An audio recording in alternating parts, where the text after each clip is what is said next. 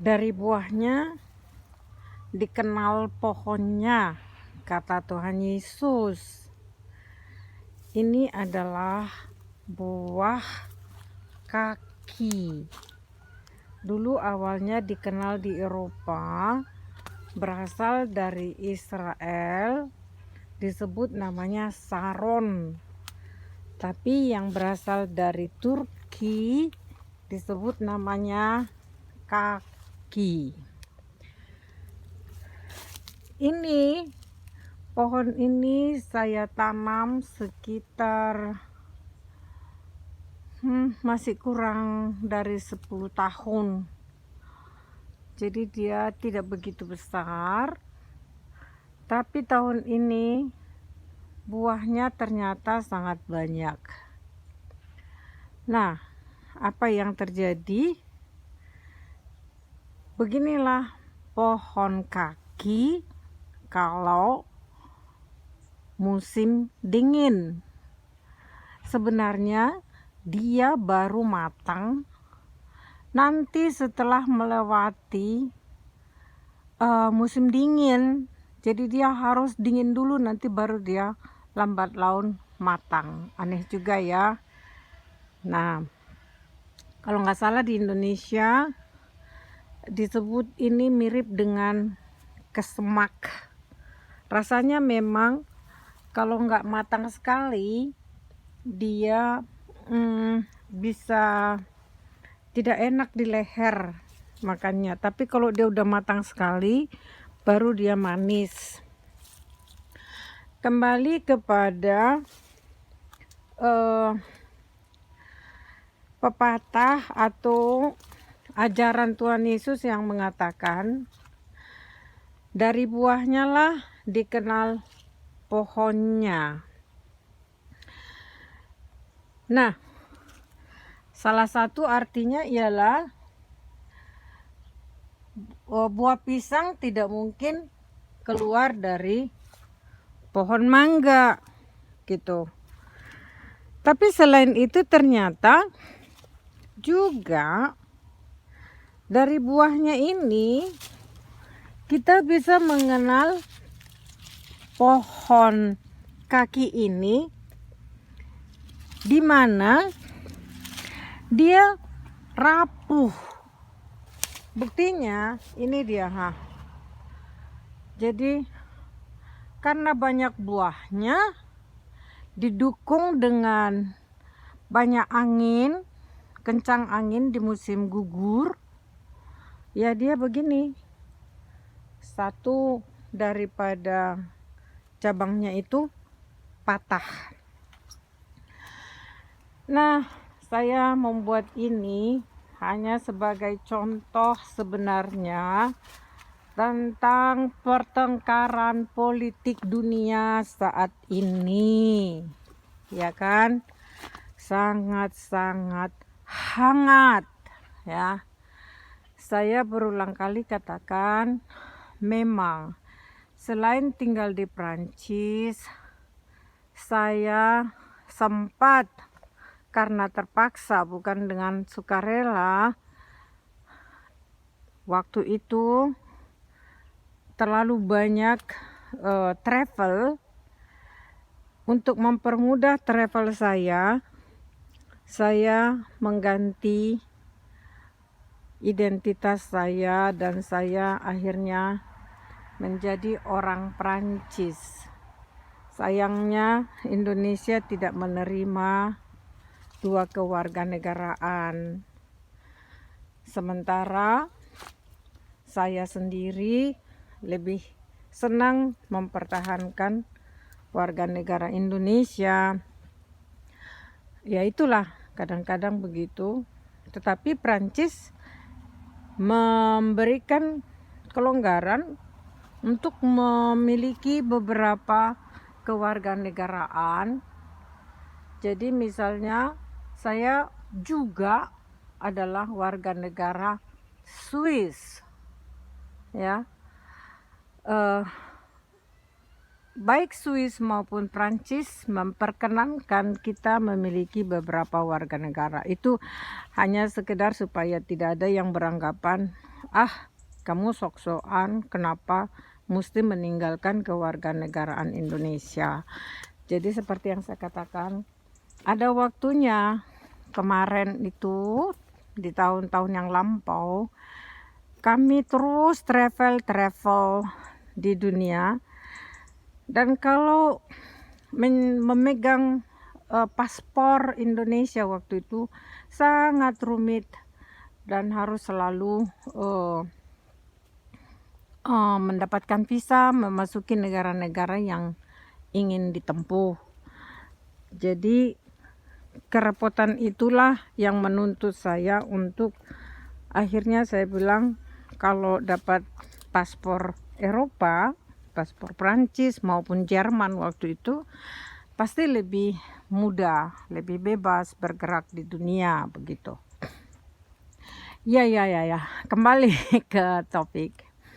Antara pertengkaran Erdogan dengan Macron yang mengakibatkan dunia diguncang, ya, ribut, ya.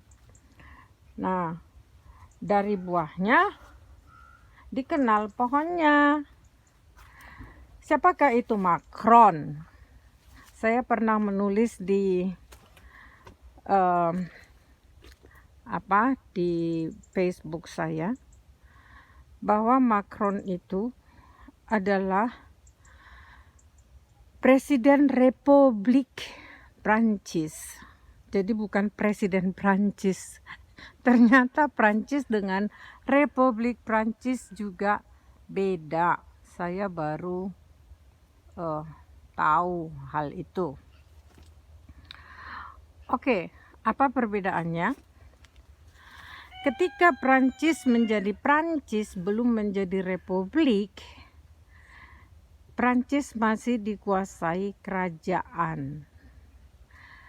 Dan tahun 1789 akhirnya muncullah yang disebut dengan Revolusi Prancis sebagai kelanjutan daripada masa pencerahan di tahun 1500-an, di mana sebelum tahun 1500-an, sebelum Martin Luther, masyarakat dunia Eropa dibutakan atau ditutup cara berpikirnya dengan penguasaan para raja dan gereja saat itu, ya, yang menyalahgunakan kekuasaan. Nah, terjadi pertama-tama adalah reformasi di kalangan Kristen Eropa. Reformasi yang di Jerman dimotori atau dipelopori oleh Martin Luther. Kemudian di Inggris terjadi dengan John Wesley. Di Swiss yaitu gerakan Zwingli, dan juga kemudian disusul dengan Calvin, ya, reform Calvin di Geneva. Begitu. Nah, semakin ada kebebasan, maka bergeraklah yang dinamakan organisasi buruh dan petani rakyat biasa di Prancis tahun 1789 itu sampai 1799,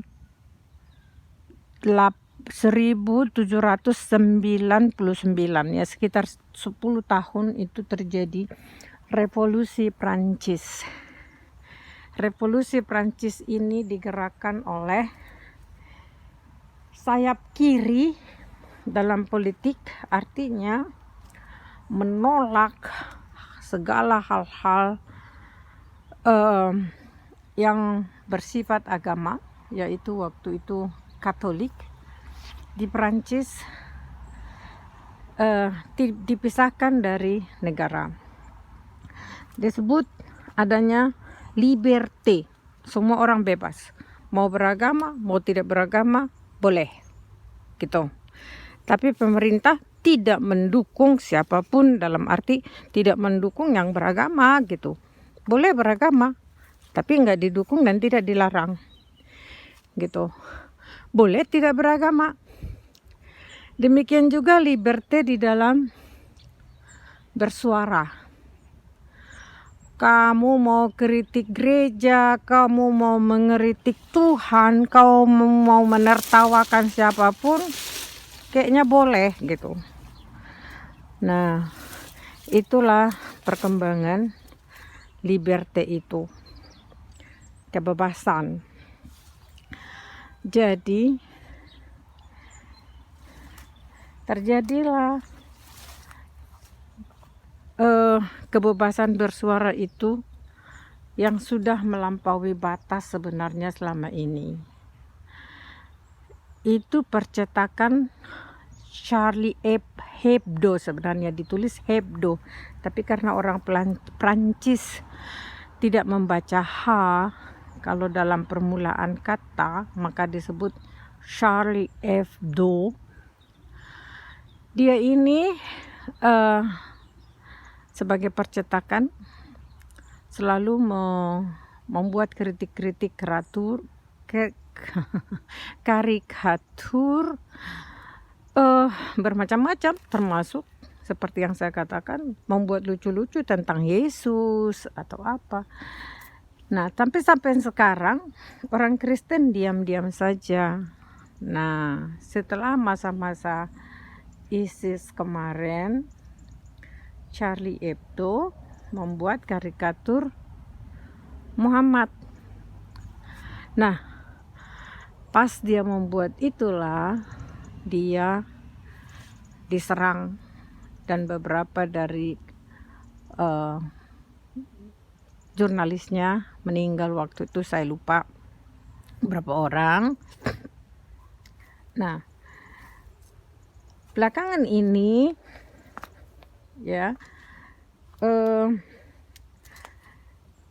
Macron seorang politikus yang masih sangat muda sebenarnya di dunia politik, yang menjadi presiden kemarin. Dia sebenarnya menang karena dia menjadi penentang dari Marine Le Pen. Marine Le Pen saat-saat pengungsi pada berdatangan ke Eropa membuat kampanye menentang para pengungsi. Sebaliknya, Macron memanfaatkan para pengungsi, atau ya artinya para migran yang ada di Prancis ini, yang umumnya berasal dari negara-negara beragama Islam, untuk memenangkan dia. Dan ternyata dia menang, ya. Macron menang saat itu, ya. Nah, namun saat Macron ingin memenangkan suara kembali setelah masyarakat Prancis semakin gerah dengan banyaknya pengungsi, lalu dia sekarang mengatakan mendukung hak bersuara kepada Charlie Hebdo, dan mereka boleh kembali memunculkan karikatur itu. Itu dia, ini politik. Tapi kemudian apa yang terjadi? Ini lantas dianggap menghina Muslim.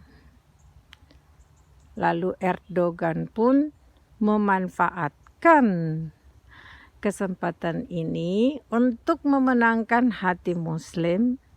Lalu dia juga membakar, digoreng dan dibakar. Ya, hasilnya ya begini sekarang ini. Lalu apa hubungannya tadi dengan buahnya atau pohonnya dikenal dari buahnya? Oleh karena Macron mengabaikan Tuhan, mengutamakan republik, mengutamakan liberté, égalité, fraternité, tidak perlu Tuhan, yang paling perlu adalah manusia, ya. Dia tidak sadar kalau selama ini politik ini telah menindas kekristenan. Kristen masih diam-diam, enggak membalas, karena Yesus berkata, kasihilah musuhmu, doakanlah mereka. Bahkan Yesus sudah berkata, kamu akan dianiaya, kamu tidak melebihi aku. Yesus disalibkan, orang Kristen belum sampai disalibkan di masa ini. Orang Kristen terima, ya. Dia tidak mengerti bahwa kaum Muslim tidak sama, ya. Jadi inilah dia mendapatkan perlawanan yang begitu masif dari seluruh dunia Islam, ya. Saya berharap Macron dengan politikus-politikus republik ini bisa mengerti bahwa tanpa Tuhan mereka satu saat juga akan hancur, ya. Hanya mengandalkan manusia seperti yang mereka andalkan selama 230 tahun Prancis, Republik Prancis, ya, tidak akan mungkin bertahan, ya. Jadi satu saat ini mereka akan digoncang seperti pohon dari kaki saya ini, pohon sarung, ya. Buah republik itu sudah banyak sekali di Perancis. Kebanyakan mereka sudah ateis, tidak mau tahu dengan Tuhan, ya. Nah, sekarang mereka menghadapi angin yang begitu kencang, sangat kencang, ya. Jadi hadapilah angin ini. Doa saya semoga melalui masalah ini Prancis jadi ngeh, terbangun dari tidurnya, lalu menyadari manusia butuh Tuhan, ya. Bukan sebaliknya, lalu bilang, tuh orang Muslim punya Tuhan, tapi malah gampang terbakar, ya kan? Loh, mereka menghormati nabinya, jadi mereka marah, ya. Orang Kristen bukan tidak menghormati Tuhan Yesus, tapi orang Kristen tahu bahwa akan selamanya begitu.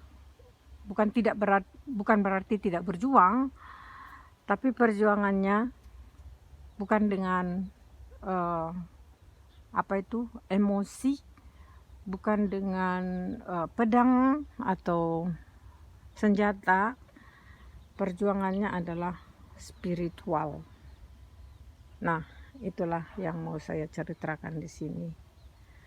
Terima kasih, semoga dapat dimengerti.